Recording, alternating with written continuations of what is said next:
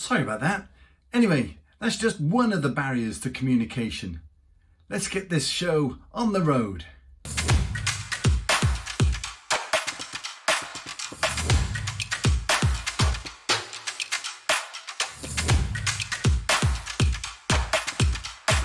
Hello, this is Simon Phillips. This week's show is all about communication and the barriers that we put in the way of effective communication. I'm going to share with you 7 of those problems, and I'm also going to share with you 7 ways to overcome them. So stick with us. I've got a special one for you at the end as well. So stick around for a couple of minutes and find out what that one is. But before we get there, can you think about what's your number one problem when it comes to dealing with others? What gets in the way of your ability to break down those problems and gets in the way of you being really effective, either in a team, in a community, maybe inside a family or the key relationships you have? What is the communication barrier that you face?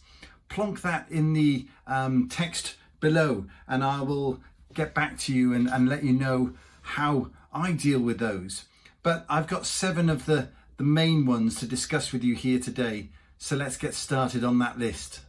The first barrier that we come across is when people make assumptions.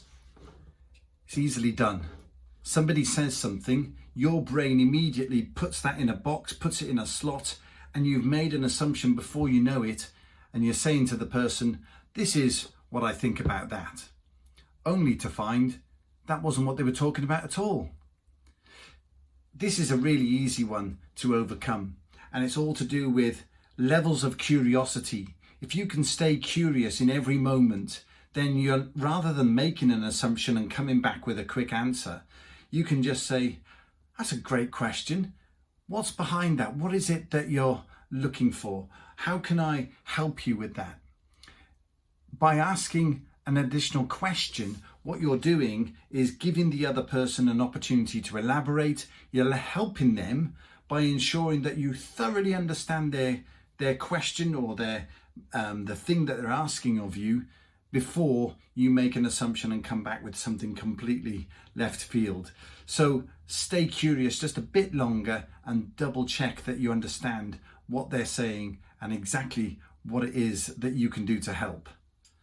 The second barrier to communication is the one that annoys me the most, and it's when people assume, so in sending the message, they're assuming you fully understand their intent, you fully understand what it is they're trying to say, and they send that message through text or through email. So much is lost when we write words down. Unless you are an international amazing author that has best-selling books, getting over your message in text or written version is going to be incredibly difficult. And as a result, rather than easing the communication between two people, it creates an incredible barrier. Just this week, I was talking to a client who was having real difficulty with a colleague of theirs. And the reason it came down to was the almost the only form of communication between the two of them was via email. Rather than get on the phone, rather than just arrange to meet up, which we can finally do in the UK today, hooray! Rather than do those things, they were relying on email, especially when there seemed to be an issue between them.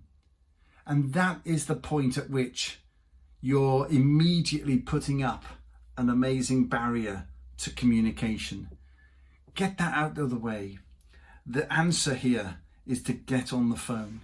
The answer here is to communicate much more quickly and establish what the challenge is here so that you can work through them together.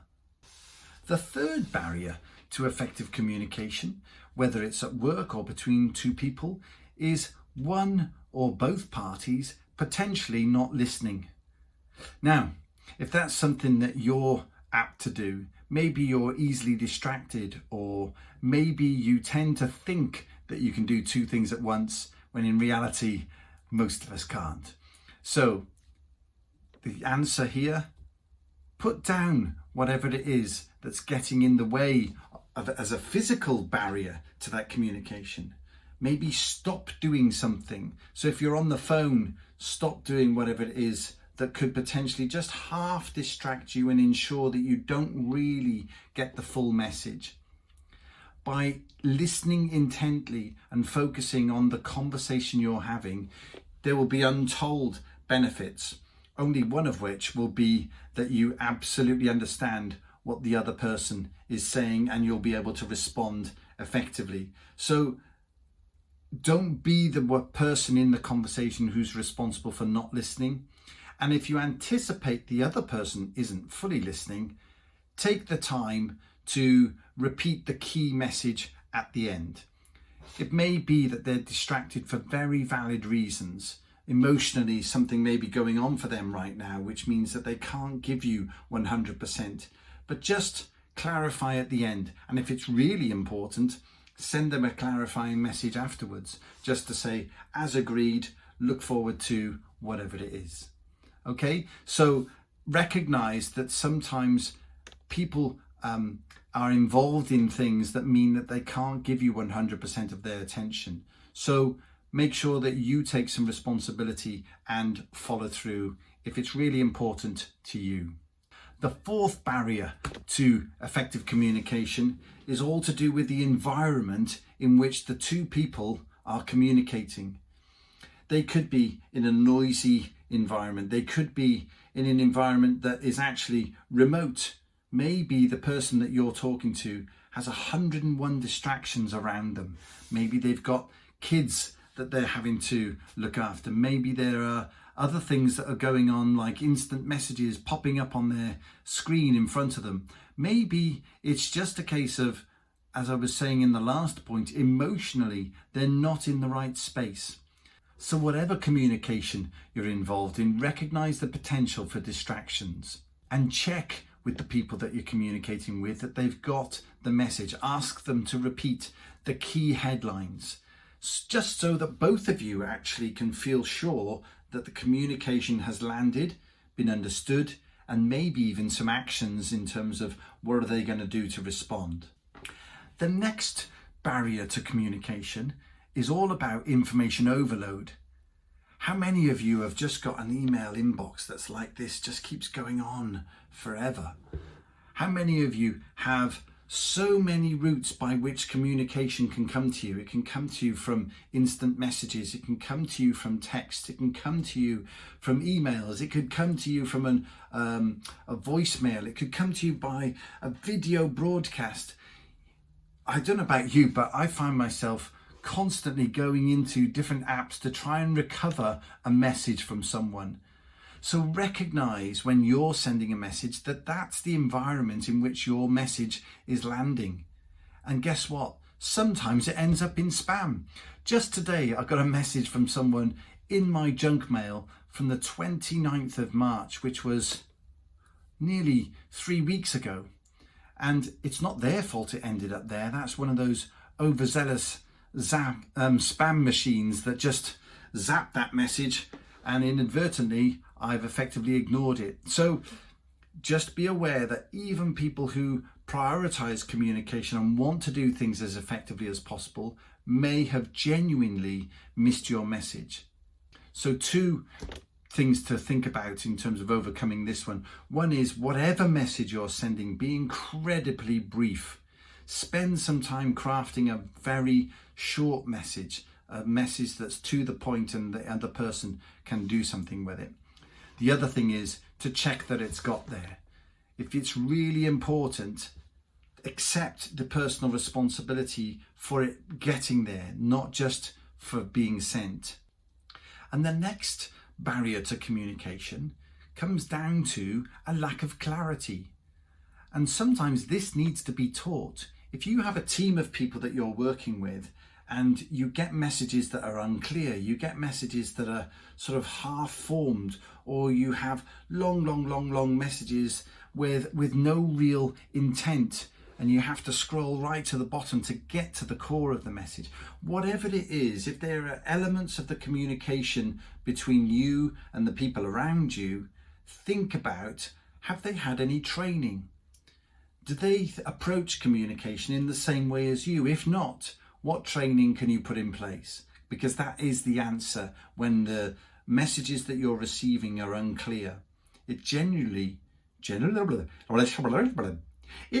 means it generally means they just haven't had that bit of training that helps them to be clear, to be concise, and to understand that it's their responsibility that that message has landed. So if you find people around you making assumptions that are untrue, if you find people around you that are sending messages and thinking their job is done, that's your opportunity to either find some training for them or to spend some time giving them some of your knowledge and experience.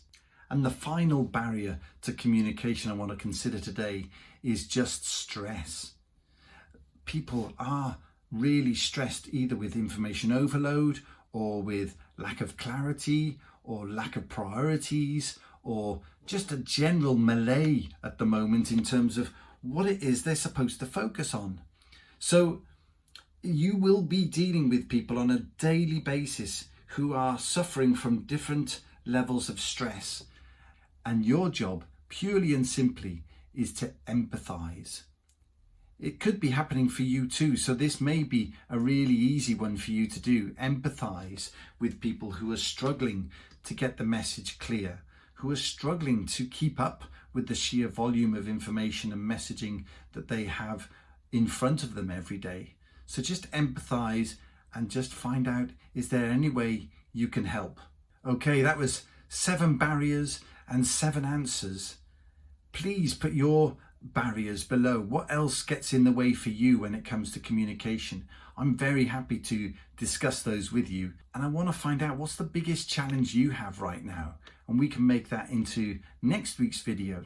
So until then, if you've enjoyed this, please like it, please share it amongst your networks. I'm sure there are people that you work with or that you liaise with and communicate with that could benefit from at least one of the barriers we've discussed here today. So feel free to share, subscribe, and come back next week when I'll see you for another one of these videos.